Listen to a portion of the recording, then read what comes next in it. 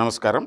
మనం సాముద్రిక శాస్త్రంలో అరచేయి యొక్క పరిశీలనలో క్షేత్రము, తదుపరి బీజము, బీజాలు అనగా రేఖలు, రేఖలలో ప్రధానమైనటువంటివి జీవిత రేఖ, శిరోరేఖ, హృదయ రేఖ. ఈ రేఖల్లో నాలుగవది ముఖ్యమైనది కూడా.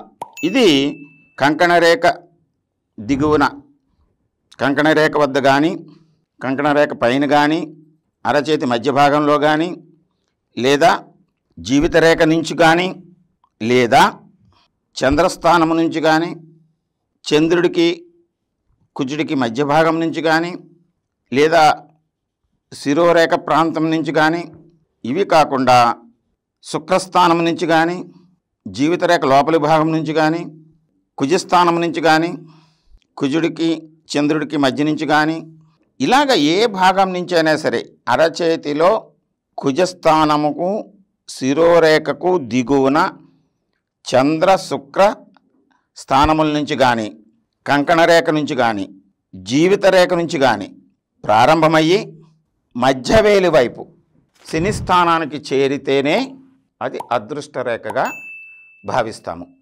ఏం చేతనంటే ఇక్కడ ఎక్కడైనా ప్రారంభమైన ఇతర గ్రహస్థానాలకి చేరుకుంటే వాటికి వేరే పేర్లు ఉన్నాయి, అవి మనం తర్వాత చెప్పుకుంటాము. ఈ అదృష్ట రేఖ మాత్రం ప్రధానమైనటువంటిది. అదృష్ట రేఖ 1, 2, 3 ఎన్ని ఉండొచ్చు. ఈ అదృష్ట రేఖ ప్రారంభం ఎక్కడైనా అది చేరుకోవటం మాత్రం ఖచ్చితంగా శని స్థానమునకు మధ్యవేలు దిగువ భాగమునకు చేరుకోవాలి. దీన్ని అదృష్ట రేఖ అంటాము. దీనికి ఇంకా కొన్ని పేర్లున్నాయి. ఈ అదృష్ట రేఖని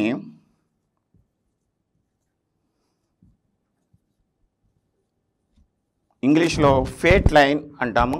ఫేట్ లైన్, దీన్నే యోగ రేఖ అని కూడా అంటాము. భాగ్యరేఖ అని కూడా అంటాము, భాగ్యము. ధనరేఖ అని కూడా అంటాము. ఈ రేఖకి చాలా పేర్లు ఉన్నాయి. అదృష్ట రేఖ, యోగరేఖ, భాగ్యరేఖ, ధనరేఖ. అంటే లేటెస్ట్గా మనం ధనం గురించి మాట్లాడుకుంటున్నాం కనుక సంపద రేఖ అని కూడా అనవచ్చు మనం.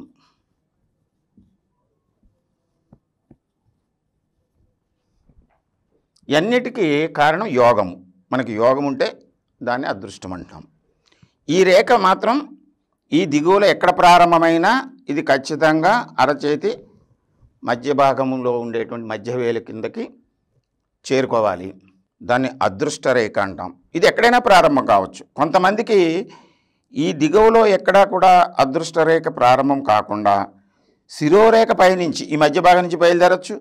లేకపోతే కొంతమందికి రేర్ కేసెస్లో ఇక్కడ ఎక్కడా లేకుండా ఈ పై భాగంలో ఉండొచ్చు. పై భాగంలో 1, 2 ఉండొచ్చు.